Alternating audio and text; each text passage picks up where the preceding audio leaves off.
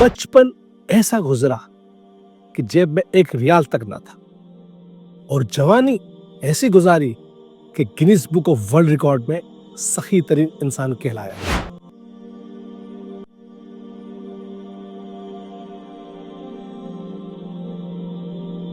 आइए जानते हैं एक आम इंसान की गैर मामूली दास्तान। अस्सलाम वालेकुम दोस्तों, मैं हूं सिराज मुसानी, आपके अपने चैनल मुसानी विजन के साथ।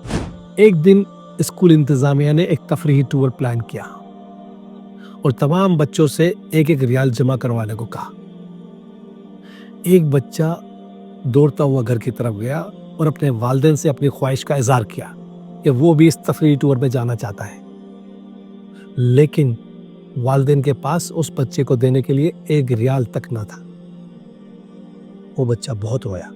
दूसरी तरफ उसके इम्तिहानात का रिजल्ट आता है और वो क्लास में पोजीशन लेता है, जिससे खुश होकर उसके उस्ताद उसे एक रियाल गिफ्ट करते हैं, जिससे उसकी खुशी का ठिकाना नहीं रहता और वो एक रियाल फौरन जाकर तफरीही टूर के लिए जमा कराता है।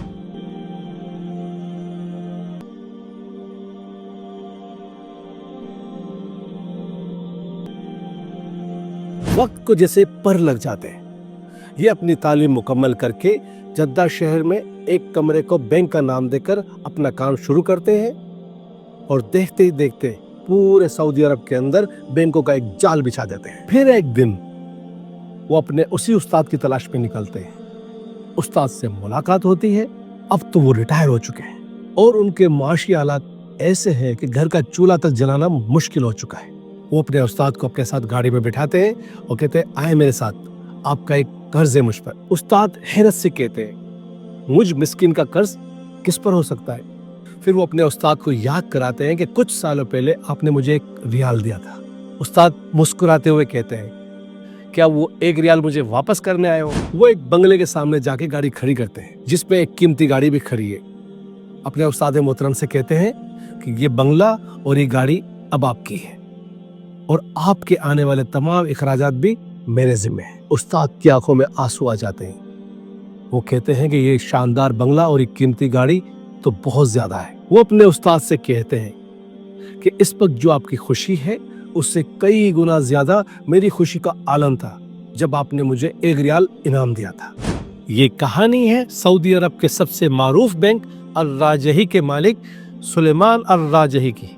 एक ऐसे शख्स की कहानी जिसका बचपन तो गुर्बत के अंधेरों में गुजरा, लेकिन रोशनी की दुनिया में उसने अपनी एक पहचान बनाई। वो ना किसी बादशाह का बेटा था, ना किसी अमीर खानदान में पैदा हुआ था, ना उसकी जेब में सोने के सिक्के थे और ना उसकी पुश्त पर कोई बड़े खानदान का साया, मगर उसके दिल में था एक ख्वाब, एक जुनून और एक अज़्म कि कोई गरीब ना रहे। सुलेमान अल राजही तो इंतकाल कर चुके हैं, मगर उनका शुमार आज भी दुनिया के 20 सखी तरीन अफराद में होता है। सऊदी अरब के एक शहर कसीम में वाक़ सुलेमान अल राजही का एक बाग है, जिसमें कमोबेश 2 लाख खजूरों के दरख्त हैं, जो सारे का सारा उन्होंने राह खुदा में वक्फ किया हुआ है।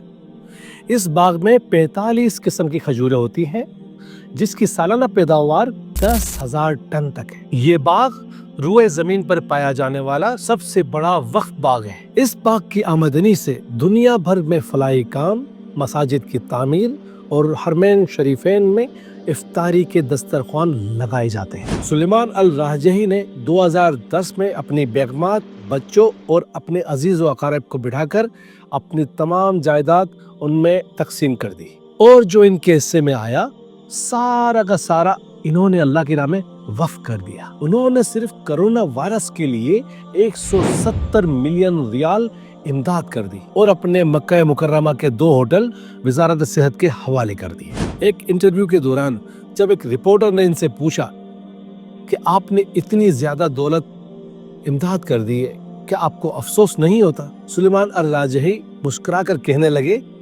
अफसोस तो उन पर होता है जो अपनी सारी जायदाद छोड़कर चले जाते हैं, और मैं तो अपनी जायदाद को वहां भेज चुका हूं जहां पे सबसे ज्यादा मुझे उसकी जरूरत होगी। अपना सब कुछ वक्फ करने के बावजूद 2021 में जब इनका इंतकाल हुआ तो इनकी मालियत 7 अरब रियाल से ज्यादा थी और तहकीक के मुताबिक इस वक्त सुलेमान अल-राहजई की वफ़ करदा अमाउंट 60 अरब रियाल से ज्यादा है। सुलेमान अल-राहजई की इस कहानी से हमें सबक मिलता है कि दौलत खर्च करने से कम नहीं होती बल्कि और ज्यादा बढ़ती है। देने वाले बने, लेने वाले नहीं। सखी बने, बखील नहीं। लोगों से मांगने वाले ना बने, बांटने वाले बने। खुददार बने और बोझ ना बने।